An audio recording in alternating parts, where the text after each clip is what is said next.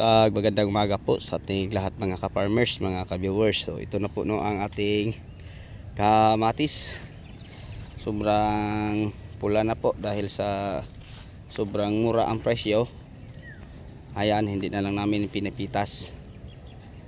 So ito, meron pa tayong isang area.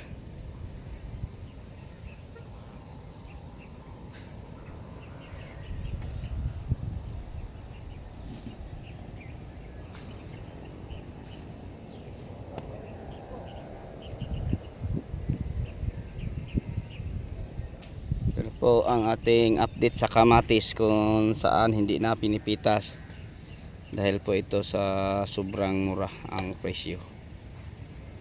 Ayan. So marami pa to no. Kaya pa ang 5 tons kilos, pinapabayaan na lang dahil sa sobrang mura.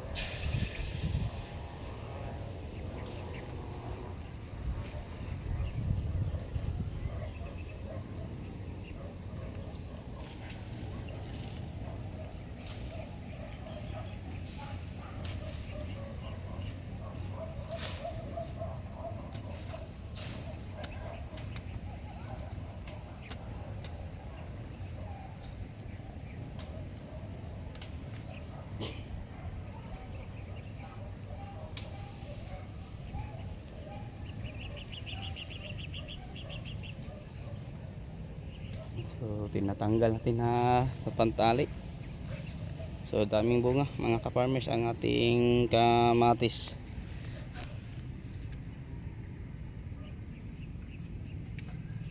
So ganyan ang mangyayari pag mura na lang ang kamatis.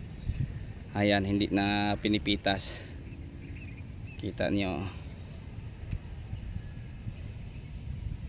So pinabayaan na lang dahil sa dami. Yan.